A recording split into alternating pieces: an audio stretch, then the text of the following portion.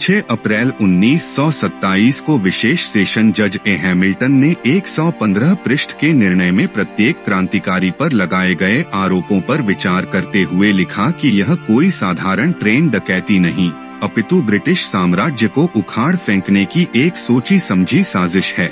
हालांकि इनमें से कोई भी अभियुक्त अपने व्यक्तिगत लाभ के लिए इस योजना में शामिल नहीं हुआ, परंतु चूंकि किसी ने भी न तो अपने किए पर कोई पश्चाताप किया है और न ही भविष्य में इस प्रकार की गतिविधियों से स्वयं को अलग रखने का वचन दिया है, आठ जो भी सजा दी गई है सोच समझ कर दी गई है और इस हालत में उसमें किसी भी प्रकार की कोई छूट नहीं दी जा सकती। फिर भी इनमें से कोई भी अभियुक्त यदि लिखित में पश्चाताप प्रकट करता है और भविष्य में ऐसा न करने का वचन देता है तो उनकी अपील पर अपर कोर्ट विचार कर सकती है। फरार क्रांतिकारियों में अशफाकुल्लाह खां और शचींद्र नाथ बख्शी को बहुत बाद में पुलिस गिरफ्तार कर पाई। विशेष जज JRW बेनेट की अदालत में काकोरी षड्यंत्र का अतिरिक्त केस दायर किया गया और 13 जुलाई 1927 को यही बात दोहराते हुए अशफाक उल्लाह खां को फांसी तथा शचींद्रनाथ बख्शी को आजीवन कारावास की सजा सुना दी गई। सेशन जज के फैसले के खिलाफ 18 जुलाई 1927 को अवध चीफ कोर्ट में अपील दायर की गई। चीफ कोर्ट के मुख्य न्यायाधीश सर लुइस शर्ट और विशेष न्यायाधीश मोहम्मद रजा के सामने दोनों मामले पेश हुए। जगत नारायण मुल्ला को सरकारी पक्ष रखने का काम सौंपा गया, जबकि सजायाफ्ता क्रांतिकारियों की ओर से केसी दत्त, जयकरण नाथ मिश्र व कृपाशंकर हजेला ने क्रमशः राजेंद्र नाथ लाहिड़ी, ठाकुर रोशन सिंह व अशफाक उल्लाह खां की पैरवी की। राम प्रसाद बिस्मिल ने अपनी पैरवी खुद की, क्योंकि सरकारी खर्चे पर उन्हें लक्ष्मी शंकर मिश्र नाम का एक बड़ा साधारण सा वकील दिया गया था, जिसको लेने से उन्होंने साफ मना कर दिया। बिस्मिल ने चीफ कोर्ट के सामने जब धारा प्रवाह अंग्रेजी में फैसले के खिलाफ बहस की तो सरकारी वकील मुल्लाजी बगले झांकते नजर आए। बिस्मिल की इस तर्क क्षमता पर चीफ जस्टिस लुइस शर्टस को उनसे यह पूछना पड़ा, From which university you have taken the degree of law? इस पर उन्होंने हंसकर कहा था, Excuse me sir, a kingmaker doesn't require any degree। अदालत ने इस जवाब से चिढ़कर बिस्मिल द्वारा 18 जुलाई 1927 को दी गई स्वयं वकालत करने की अर्जी खारिज कर दी। उसके बाद उन्होंने 76 पृष्ठ की तर्कपूर्ण लिखित बहस पेश की। उसे पढ़कर जजों ने यह शंका व्यक्त की कि यह बहस बिस्मिल ने स्वयं न लिखकर किसी विधिवेत्ता से लिखवाई है। आखिरकार अदालत द्वारा उन्हीं लक्ष्मी शंकर मिश्र को बहस करने की इजाजत दी गई, जिन्हें लेने से बिस्मिल ने मना कर दिया था। काकोरी कांड का मुकदमा लखनऊ में चल रहा था। पंडित जगत नारायण मुल्ला सरकारी वकील के साथ उर्दू के शायर भी थे। उन्होंने अभियुक्तों के लिए मुलजिमान की जगह मुलाजिम शब्द बोल दिया।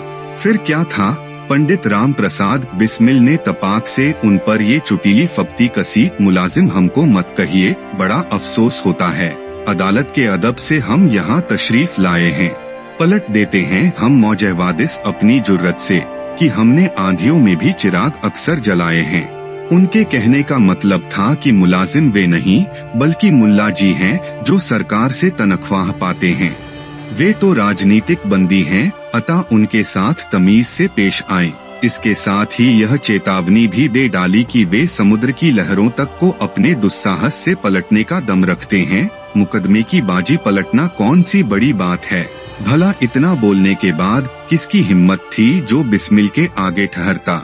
मुल्ला जी को पसीने छूट गए और उन्होंने कन्नी काटने में ही भलाई समझी। वे चुपचाप पिछले दरवाजे से खिसक लिए। फिर उस दिन उन्होंने कोई जिरह नहीं की। चीफ कोर्ट में शचींद्र नाथ सान्याल, भूपेंद्र नाथ सान्याल व बनवारी लाल को छोड़कर शेष सभी क्रांतिकारियों ने अपील की थी।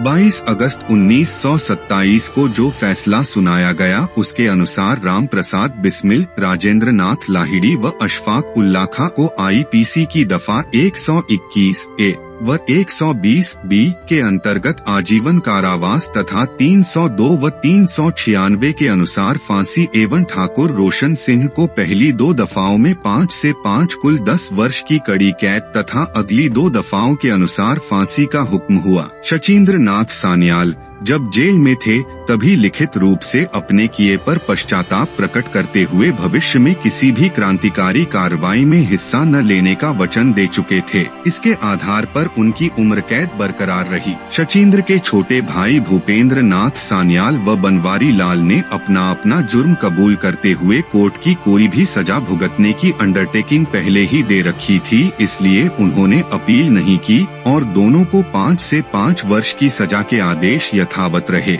चीफ कोर्ट में अपील करने के बावजूद योगेश चंद्र चटर्जी, मुकुंदी लाल व गोविंद चरण कार की सजाएं 10 से 10 वर्ष से बढ़ाकर उम्र कैद में बदल दी गयीं। सुरेश चंद्र भट्टाचार्य व विष्णुशरण दुबलिश की सजाएं भी यथावत 7 वर्ष कायम रहीं। खूबसूरत हैंडराइटिंग में लिखकर अपील देने के कारण केवल प्रणवेश चटर्जी की सजा को 5 वर्ष से घटाकर 4 वर्ष कर दिया गया। इस कांड में सबसे कम सजा 3 वर्ष रामनाथ पांडे को हुई। मनमथनाथ गुप्त, जिनकी गोली से मुसाफिर मारा गया, की सजा 10 से बढ़ाकर 14 वर्ष कर दी गई। काकोरी कांड में प्रयुक्त माउजर पिस्तौल के कारतूस चूंकि प्रेमकृष्ण खन्ना के शस्त्र लाइसेंस पर खरीदे गए थे, जिसके पर्याप्त साक्ष्य मिल जाने के कारण प्रेमकृष्ण खन्ना को 5 वर्ष के कठोर कारावास की सजा भुगतनी पड़ी। चीफ कोर्ट का फैसला आते ही समूचे देश में सनसनी फैल गई। ठाकुर मनजीत सिंह राठौर ने सेंट्रल लेजिस्लेटिव काउंसिल में काकोरी कांड के सभी फांसी, मृत्युदंड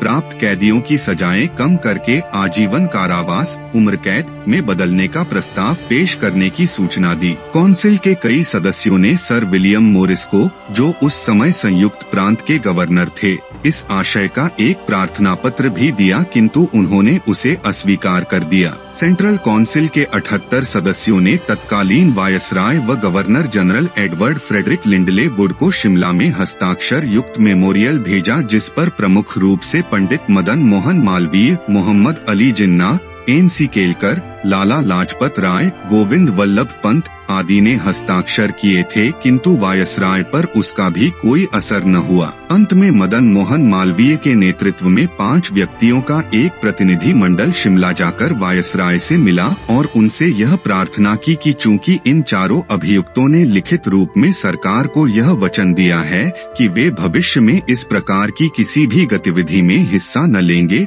और उन्होंने अपने किए पर पश्चाताप भी प्रकट किया है, अतः जजमेंट पर पुनर्विचार किया जा सकता है। चीफ कोर्ट ने अपने फैसले में भी यह बात लिखी थी। इसके बावजूद वायसराय ने उन्हें साफ मना कर दिया। अंततः बैरिस्टर मोहन लाल सक्सेना ने प्रिवी काउंसिल में क्षमादान की याचिका के दस्तावेज तैयार करके इंग्लैंड के विख्यात वकील SL पोलक के पास भिजवाए, परंतु लंदन के न्यायाधीशों व सम्राट के वैधानिक सलाहकारों ने उस पर बड़ी सख्त दलील दी कि इस षड्यंत्र का सूत्रधार राम प्रसाद बिस्मिल बड़ा ही खतरनाक और पेशेवर अपराधी है। यदि उसे क्षमादान दिया गया तो वह भविष्य में इससे भी बड़ा और भयंकर कांड कर सकता है। उस स्थिति में सरकार को हिंदुस्तान में शासन करना असंभव हो जाएगा। इस सब का परिणाम यह हुआ कि प्रिवी काउंसिल में भेजी गई क्षमादान की अपील भी खारिज हो गई।